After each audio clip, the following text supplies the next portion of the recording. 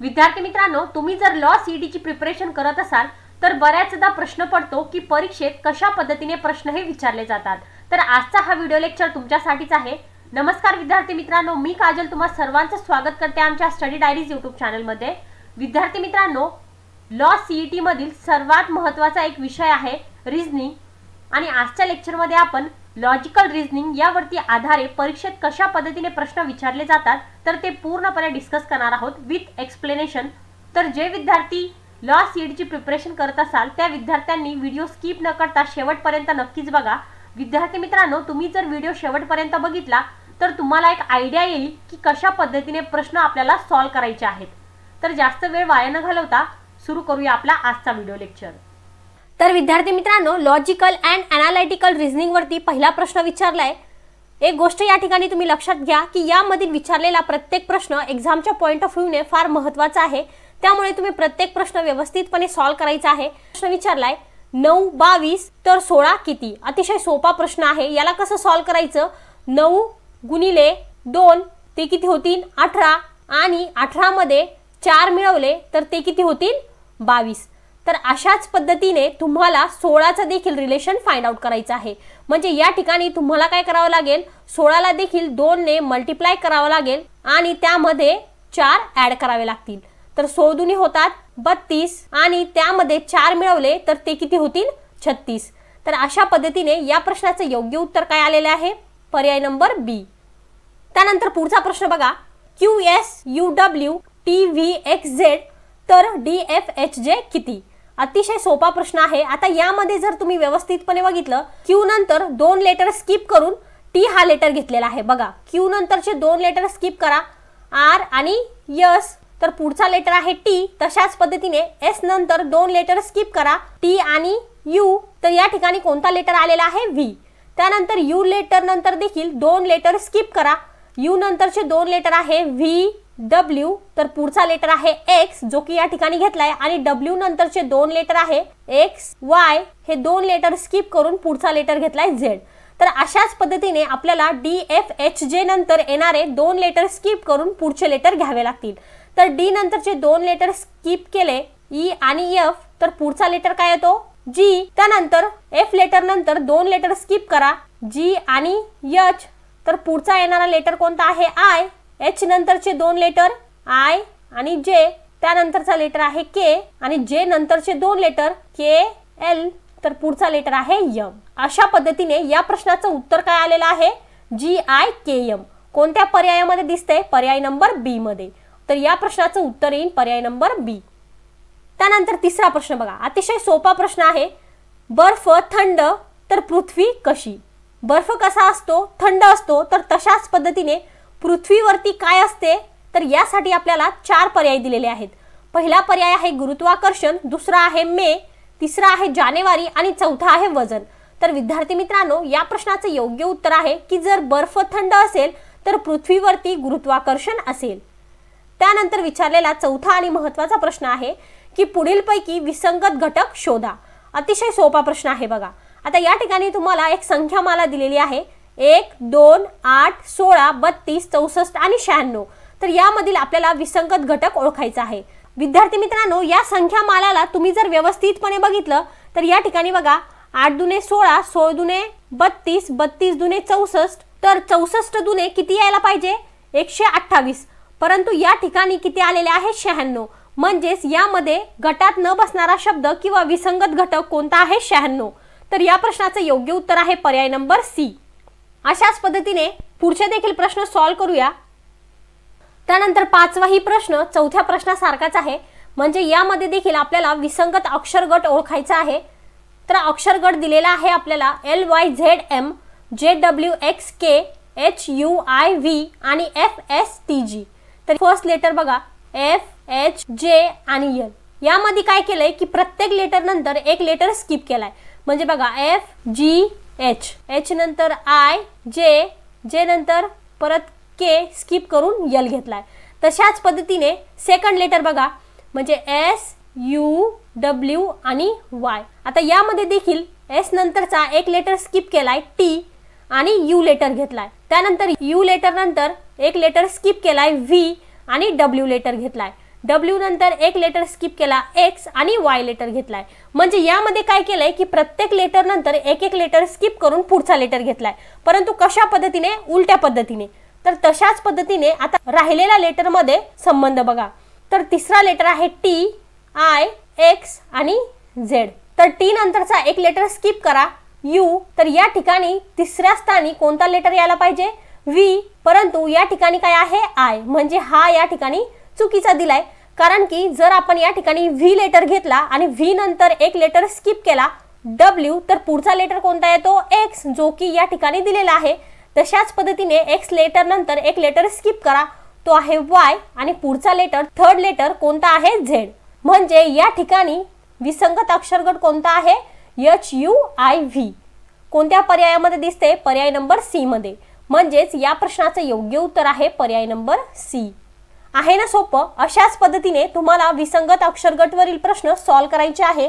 व्यवस्थितपणे प्रत्येक अक्षरगटमध्ये relation find out करून आणि मग योग्य उत्तर फाइंड आउट करायचंय. तर या ठिकाणी बघा 6वा आणि महत्त्वाचा प्रश्न विचारलाय. विद्यार्थी मित्रांनो, हा 6वा प्रश्न डायरेक्शन सेन्स टेस्ट वरती आधारित आहे, म्हणजेच की दिशा चाचणीवरती आधारित आहे. तर प्रश्न विचारलाय, सीता दक्षिणेकडे 8 किलोमीटर चालत गेली, ती डावीकडे वळून 6 किमी चालत गेली, तर सध्या ती मूळच्या ठिकाणापासून किती अंतरावर असेल? अतिशय सोपा प्रश्न आहे. आता या ठिकाणी आपण दिलेल्या माहितीनुसार एक रॉ डायग्राम काढून घेऊ. म्हणजे बघा, या ठिकाणी आहे सीता आणि ती कुठे चालत गेली? दक्षिणेकडे. तर दक्षिण दिशा कुठे आहे? खाली. नंतर ते काय म्हणतात की ती डावीकडे वळून 6 किलोमीटर चालत गेली. आता इथं जर सीता उभी असेल तर तिची डावी बाजू म्हणजे इकडच्या साईडला, तर डाव्या बाजूला ती किती किलोमीटर चालत गेली? 6 आणि हे 8. तर आपल्याला विचारले की सध्या ती तिच्या मूळच्या ठिकाणावरून किती अंतरावर आहे. तर व्यवस्थितपणे बघा, हा एक काटकोन त्रिकोण तयार होईल, कारण की आपल्याला हे अंतर फाइंड आउट करायचं आहे. तर विद्यार्थी मित्रांनो, आता या ठिकाणी जर आपण बघितलं तर हा एक त्रिकोण तयार होतो आणि त्रिकोणामध्ये जर कर्ण आपल्याला फाइंड आउट करायचा असेल तर आपण काय करतो? पायथागोरसचा प्रमेय यूज करतो. तर या ठिकाणी बघा, मी याला A नाव देते, याला B आणि याला C. तर आपल्याला काढायचं काय आहे? A आणि C. तर आपला फॉर्म्युला लिहून घ्या. तर पायथागोरसचा प्रमेय काय आहे? AC square is equal to AB square plus BC square. आता या ठिकाणी ज्या व्हॅल्यू आपल्याला दिलेल्या आहे तर त्या व्यवस्थितपणे पुटअप करून घ्या. तर या ठिकाणी बघा, AB ची व्हॅल्यू किती आहे? 8, म्हणजे 8चा वर्ग अधिक BC ची व्हॅल्यू किती दिलेली आहे त्यांनी? 6 किलोमीटर, म्हणजे 6चा वर्ग. आता याला सॉल्व करा. तर 8चा वर्ग किती आहे? 64, 6चा वर्ग आहे 36 आणि या दोघांची ॲडिशन केली तर ते किती होतात? 100. आणि ही कशाची व्हॅल्यू आली? AC स्क्वेअरची. आता या ठिकाणी स्क्वेअर रूट घ्या, म्हणजे 100 कशाचा वर्ग आहे? 10चा. तर AC ची व्हॅल्यू किती आली? 10. तर अशा पद्धतीने सध्या सीता तिच्या मूळच्या ठिकाणावरून किती अंतरावर आहे? 10 किलोमीटर. आणि 10 किलोमीटर आपल्याला पर्यायामध्ये दिलंय का? हो, पर्याय नंबर A मध्ये. म्हणजेच या प्रश्नाचे योग्य उत्तर काय आहे? पर्याय नंबर A. तर अशा पद्धतीने तुम्ही डायरेक्शन सेन्स टेस्ट वरील प्रश्न सॉल्व्ह करू शकता रॉ डायग्राम नुसार. त्यासाठी तुम्हाला सर्व दिशा माहिती असणे फार आवश्यक आहे. तर आपल्याला माहिती आहे वरती कोणती दिशा असते? उत्तर. त्यानंतर खाली असते दक्षिण, इकडे असते पूर्व आणि इकडे असते पश्चिम. अशा पद्धतीने या 4 मेन दिशा तुम्ही लक्षात ठेवायच्या आहे. तर पुढचा प्रश्न सॉल्व्ह करूया. त्यानंतर 7वा प्रश्न विचारलाय, रमेश पूर्वेकडे तोंड करून उभा होता, डावीकडे 90 अंशाच्या कोनातून वळला व पुन्हा मागे फिरला, तर त्याचे तोंड सध्या कोणत्या दिशेला आहे? विद्यार्थी मित्रांनो, हा देखील प्रश्न डायरेक्शन सेन्स वरती आधारित आहे. व्यवस्थितपणे लक्ष देऊन बघा. तर आताच मी तुम्हाला 4 मेन दिशा सांगितलेल्या आहेत, उत्तर, दक्षिण, पूर्व आणि पश्चिम. तर दिलेल्या माहितीनुसार आपण एक रॉ डायग्राम काढून घेऊया. आता या ठिकाणी जर रमेश उभा असेल तर तो कोणत्या दिशेला उभा आहे? पूर्वेकडे तोंड करून. नंतर त्याने काय केलं? डावीकडे 90 अंशाच्या कोनातून तो वळला. त्याची डावी बाजू म्हणजे वरची बाजू. पहिले तो असा डावीकडे वळला आणि 90 अंशाच्या कोनातून पुढे गेला. त्यानंतर पुन्हा तो मागे आला. मागे आला म्हणजे पुन्हा तो खालच्या दिशेला आला. तर त्याचे तोंड सध्या कोणत्या दिशेला असेल? जर तो पहिले डाव्या बाजूला 90 अंशाच्या कोनातून वळला, नंतर पुन्हा मागे आला, म्हणजेच त्याचं तोंड कोणत्या दिशेला असेल? खालच्या बाजूला. आणि खाली कोणती दिशा आहे? तर दक्षिण. आणि म्हणून या ठिकाणी या प्रश्नाचं योग्य उत्तर काय आलेलं आहे की सध्या रमेशचे तोंड हे दक्षिण दिशेला असेल। तर मित्रांनो, लॉजिकल रिझनिंग वरती पुढचा प्रश्न विचारलाय, एका विशिष्ट सांकेतिक भाषेत 324 म्हणजे लाईट इज ब्राईट, 629 म्हणजे चाइल्ड इज ब्युटिफुल आणि 4758 म्हणजे आय प्रिफर ब्राईट क्लोथ्स, तर या भाषेत लाईटला समानार्थक अंक कोणता? अतिशय सोपा प्रश्न आहे। दिसायला जरी हा प्रश्न किचकट दिसत असेल तरी विद्यार्थी मित्रांनो सॉल्व करायला हा अतिशय सोपा प्रश्न आहे। बघा, सर्वात पहिले काय करा की जी माहिती तुम्हाला दिलेली आहे ती व्यवस्थितपणे पुटअप करून घ्या, म्हणजे व्यवस्थितपणे लिहून घ्या। तर विद्यार्थी मित्रांनो, या ठिकाणी बघा जे दिलं आहे ते व्यवस्थितपणे मी खाली लिहून घेतलंय। 324 म्हणजे काय दिलंय, लाईट इज ब्राईट, 629 म्हणजे चाइल्ड इज ब्युटिफुल आणि 4758 म्हणजे आय प्रिफर ब्राईट क्लोथ्स। आता काय करायचं, ज्यामध्ये तुम्हाला 2 अंक किंवा 2 अक्षर सारखे दिसत असतील तर त्या 2 वाक्यांना कंपेअर करायचं। म्हणजे या ठिकाणी बघा, जर मी पहिल्या आणि दुसऱ्या वाक्याला कंपेअर केलं तर या ठिकाणी 2 सारखा आहे आणि तशाच पद्धतीने वाक्यामध्ये कोणता शब्द सारखा आहे, इज आणि इज, म्हणजे 2 या शब्दाचा अर्थ काय होतो, इज। तर तशाच पद्धतीने आता काय करा, 1 नंबरचं वाक्य आणि 3 नंबरचं वाक्य एकमेकांसोबत कंपेअर करा। तर यामध्ये कोणता अंक सारखं दिसतंय, 4, आणि अक्षर कोणतं सारखं आहे, ब्राईट आणि ब्राईट, म्हणजे 4 या अंकाचा अर्थ काय होतो, ब्राईट। तर अशाच पद्धतीने या ठिकाणी बघा पूर्ण अंक दिलेला आहे 324 आणि 2 म्हणजे जर इज असेल, 4 म्हणजे जर ब्राईट असेल तर 3 म्हणजे काय असेल, लाईट, म्हणजेच या प्रश्नाचं योग्य उत्तर काय येईल, पर्याय नंबर ए। तर आहे ना सोपं विद्यार्थी मित्रांनो, तुम्ही जर अशा पद्धतीने कोडिंग आणि डिकोडिंग वरील प्रश्न सॉल्व केले ना तर तुम्हाला काहीही वेळ लागणार नाही, अतिशय चुटकीसरशी तुम्ही त्या प्रश्नाचं उत्तर देऊ शकाल। त्यानंतर 9वा प्रश्न आहे, जर LMN म्हणजे 32, 33 आणि 34 तर FGH म्हणजे किती? विद्यार्थी मित्रांनो, अतिशय सोपा प्रश्न आहे। सर्वात पहिले काय करा की सर्व वर्णाक्षरे व्यवस्थितपणे लिहून घ्या A to Z आणि त्यानंतर प्रश्नामध्ये बघा की कोणत्या लेटरला किती नंबरने निर्देशित केलेला आहे। म्हणजे या ठिकाणी बघा L ला काय म्हटलंय 32 आणि या ठिकाणी आहे आपला L, त्याला काय म्हटलंय 32, M ला 33 आणि N ला 34। तर आपल्याला विचारलंय FGH ला काय म्हणाल। या ठिकाणी जर L ला 32 नंबर असेल तर K ला किती नंबर असेल, 31, J ला 30, I ला 29, H ला 28, G ला 27 आणि F ला 26। म्हणजेच या ठिकाणी आपलं उत्तर काय आलेलं आहे, FGH ला 26, 27, 28 ने आपण निर्देशित करू। कोणत्या पर्यायामध्ये दिसते, पर्याय नंबर डी मध्ये, म्हणजे या प्रश्नाचं उत्तर आहे पर्याय नंबर डी। त्यानंतर कोडिंग आणि डिकोडिंग वरती विचारलेला पुढचा प्रश्न बघा, जर आन्सर म्हणजे 2, 4, 1, 3, 5, 6 आणि रॉड म्हणजे 6, 7, 8 असेल तर रिवॉर्ड म्हणजे नेमकं काय? तर सर्वात पहिले काय करा की जे तुम्हाला दिलंय ते व्यवस्थितपणे लिहून घ्या। म्हणजे बघा A, N, S, W, E आणि R, तर याला काय म्हटलंय 2, 4, 1, 3, 5 आणि 6। त्यानंतर काय आहे रॉड, ROD, याला काय म्हटलंय 6, 7 आणि 8 आणि आपल्याला विचारलंय रिवॉर्ड। तर आता रिवॉर्डला पण व्यवस्थितपणे अशाच पद्धतीने लिहून घ्या।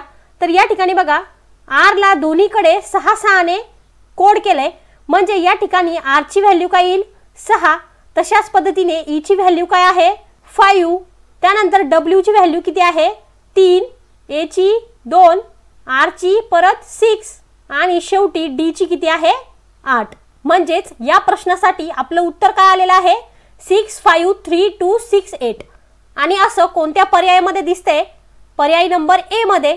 म्हणजेच या प्रश्नाचं योग्य उत्तर काय आहे, पर्याय नंबर ए। विद्यार्थी मित्रांनो, लॉजिकल रिझनिंग वरती विचारलेला पुढचा MCQज आहे, जर डीप ला 30 असे लिहिलं तर मून ला काय लिहाल?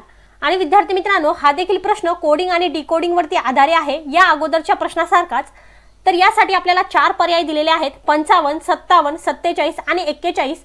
तर विद्यार्थी मित्रांनो, या प्रश्नाचं योग्य उत्तर आहे पर्याय नंबर बी 57। त्यानंतर 12वा प्रश्न बघा, जर बैलाला म्हैस म्हटले, म्हैशीला रेडा म्हटले, रेड्याला घोडा म्हटले तर दूध कोण देईल? अतिशय सोपा प्रश्न आहे। तर काय करायचं, जे दिलंय त्याला व्यवस्थितपणे लिहून घ्यायचं। तर मित्रांनो, अशा पद्धतीने या ठिकाणी मी लिहून घेतलेला आहे की बैलाला जर म्हैस म्हटले, म्हशीला जर रेडा म्हटले आणि रेड्याला जर घोडा म्हटले तर दूध कोण देईल? आणि आपल्याला माहिती आहे दूध कोण देतं? म्हैस. परंतु या ठिकाणी म्हशीला काय म्हटलेलं आहे? रेडा. म्हणजेच या प्रश्नाचे योग्य उत्तर काय आहे? पर्याय नंबर सी, रेडा. त्यानंतर 13वा प्रश्न बघा. एका सांकेतिक भाषेत 5783 ही संख्या 4874 अशी लिहितात, तर 8461 ही संख्या कशी लिहाल? अतिशय सोपा प्रश्न आहे, व्यवस्थितपणे लक्ष देऊन बघा. तर सर्वात पहिले आपण संख्या पुटअप करूया. तर 5, 7, 8 आणि 3 या संख्यांना काय म्हटलेलं आहे? 4, 8, 7 आणि 4. तर आपल्याला सांगायचं काय आहे? 8, 4, 6 आणि 1 ला कशा पद्धतीने लिहाल? तर या ठिकाणी बघा 8 ला काय लिहिलेलं आहे? 7. म्हणजे 8 ला 7 ने कोड केलेला आहे, तर 8 ची व्हॅल्यू काय येईल? 7. तशाच पद्धतीने आता 4 बघा, 4 दोन्ही ठिकाणी आहे. 4 हे 5 ला सुद्धा कोड केले आणि 4 हे 3 ला सुद्धा कोड केले. आता या ठिकाणी मोठी संख्या घ्या म्हणजे 5. जर 4 ला 5 म्हटले तर 6 ला काय म्हणाल? जर 5 ला 4 ने कोड केलं असेल तर 6 ने 5 ला कोड केलं असेल, बरोबर. म्हणून या ठिकाणी आपण 6 ला 5 ने कोड करू. तशाच पद्धतीने 3 ला जर 4 ने कोड केलं असेल तर 2 ला 3 ने आणि 1 ला 3 च्या अगोदरचा म्हणजे 2 ने कोड केलं असेल आणि म्हणून या ठिकाणी 1 ला आपण 2 ने कोड करू. तर अशा पद्धतीने या प्रश्नाचे योग्य उत्तर आलेलं आहे 7552 आणि कोणत्या पर्यायामध्ये दिसतंय? पर्याय नंबर डी मध्ये. तर या प्रश्नाचे योग्य उत्तर आहे पर्याय नंबर डी. अशाच पद्धतीने पुढचे देखील MCQ सॉल्व करूया. विद्यार्थी मित्रांनो 14वा प्रश्न विचारलाय. एका सांकेतिक भाषेत मॅन हा शब्द NBO असा लिहितात, तर GET हा शब्द कसा लिहाल? तर सर्वात पहिले जे दिले आपल्याला ते व्यवस्थितपणे लिहून घेऊया. MAN याला कसं लिहिलंय? NBO. तर आपल्याला विचारलंय काय? गेट. GE आणि T. तर या ठिकाणी बघा A ला जर B म्हटले म्हणजे B ला काय म्हणाल? C, C ला D, D ला E म्हणजे एक लेटर पुढचा. तर तशाच पद्धतीने G च्या पुढचा लेटर आहे H, म्हणजेच G च्या पुढचा येणारा लेटर या ठिकाणी आपलं उत्तर येईल. तर G ला H ने कोड करावा लागेल, E ला F ने आणि T ला U ने. आणि विद्यार्थी मित्रांनो HFU कोणत्या पर्यायामध्ये दिसतंय? 4 पर्यायापैकी पर्याय नंबर सी मध्ये. म्हणजेच या प्रश्नाचे योग्य उत्तर आहे पर्याय नंबर सी. त्यानंतर पुढचा प्रश्न बघा. राम रांगेत समोरून 10वा आणि मागून 8वा आहे, तर रांगेत एकूण किती विद्यार्थी बसलेले असतील? आणि पर्याय दिलेत 17, 16, 15 आणि 40. व्यवस्थितपणे प्रश्न वाचून घ्यायचा, समजून घ्यायचा आणि मग सॉल्व करायचा. तर या ठिकाणी बघा ते काय म्हटले? राम जो आहे तर तो समोरून कितव्या नंबरला आहे? 10व्या आणि मागून तो 8 नंबरला आहे. म्हणजे समोरून जर तो 10 नंबरला असेल तर त्याच्या अगोदरचे 9 विद्यार्थी आणि मागून जर तो 8 नंबरला असेल तर त्याला धरून पूर्ण 8. आता या दोघांची बेरीज करा. 9 आणि 8 किती होतात? 17. म्हणजेच त्या रांगेत एकूण किती विद्यार्थी आहेत? 17. तर अशा पद्धतीने या प्रश्नाचं उत्तर आलेलं आहे पर्याय नंबर ए. त्यानंतर 16वा प्रश्न सॉल्व करा. तर प्रश्न असा आहे 40 विद्यार्थ्यांच्या वर्गात सीताचा समोरून 23वा क्रमांक आहे, तर मागून तिचा क्रमांक किती? विद्यार्थी मित्रांनो मागच्या प्रश्नासारखाच या प्रश्नाला सॉल्व करायचा आहे. व्यवस्थितपणे लक्ष द्या. तर टोटल विद्यार्थी किती आहे? 40 आणि सीताचा समोरून नंबर आहे 23. म्हणजे तिच्या अगोदरचे 22 विद्यार्थी. 22 मध्ये जर आपण 18 मिळवले तर ते किती होतात? 40. म्हणजेच याचा अर्थ कसा होतो की जर सीताचा समोरून 23वा नंबर असेल तर तिचा मागून 18वा क्रमांक असेल. म्हणजेच या प्रश्नाचे योग्य उत्तर काय येईल? पर्याय नंबर सी. त्यानंतर 17वा प्रश्न बघा. रस्त्याच्या कडेला 20 खांब आहेत. लगतच्या 2 खांबातील अंतर 2 मीटर असेल तर पहिल्या व 20व्या खांबातील अंतर किती? तर यामध्ये पूर्ण खांब किती दिलेले आहेत? 20 खांब आणि प्रत्येक खांबातील अंतर किती आहे? 2 मीटर. तुम्ही एक रॉ डायग्राम देखील काढू शकता.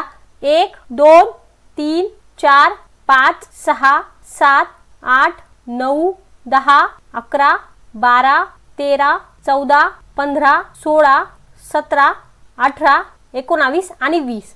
तर प्रत्येक खांबामधील अंतर किती दिलेलं आहे तुम्हाला? 2 मीटर.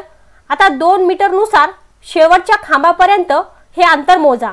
म्हणजे बघा 2 4 6 8 10 12 14, 16, 18, 20, 22, 24, 26, 28, 30, 32, 34, 36 आणि 38. म्हणजेच की पहिल्या आणि 20व्या खांबातील अंतर किती आलेलं आहे? 38 मीटर. तर या प्रश्नाचं योग्य उत्तर आहे पर्याय नंबर बी. त्यानंतर 18वा प्रश्न बघा. एका रांगेत मोना समोरून 10वी आणि मागून 8वी आहे, तर सीता रांगेच्या मध्यभागी असल्यास तिचा रांगेतील क्रमांक कितवा? तर सर्वात पहिले जे आपल्याला दिलेलं आहे ते व्यवस्थितपणे लिहून घ्या. मोना ही समोरून 10वी आणि मागून 8वी आहे. जर मोना ही समोरून 10वी असेल म्हणजे तिच्या अगोदरचे 9 विद्यार्थी आणि मागून जर ती 8वी असेल तर ते 8 विद्यार्थी, तर पूर्ण विद्यार्थी किती झाले? 17. मोना जर ही मागून 8 नंबरला असेल तर सीता ही 9 नंबरला येईल. म्हणजेच या प्रश्नाचं योग्य उत्तर काय येईल? पर्याय नंबर सी. त्यानंतर 19वा प्रश्न आहे. यामध्ये तुम्हाला एक विधान दिलंय आणि एक अनुमान दिलंय. त्यावरून तुम्हाला 4 पर्याय दिलेले असतात आणि तुम्हाला योग्य तो पर्याय निवडायचा असतो.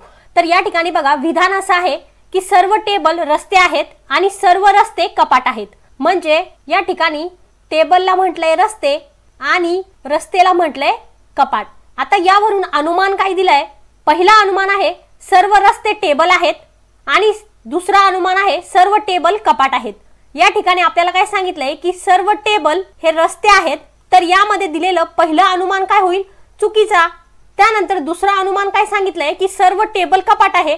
बघा, जर टेबलला रस्ते म्हटलं आणि रस्तेला कपाट म्हटलं आणि म्हणूनच याचा अर्थ कसा होतो की टेबलला कपाट देखील म्हणता येईल आणि यामुळेच या ठिकाणी दुसरा हा बरोबर आहे.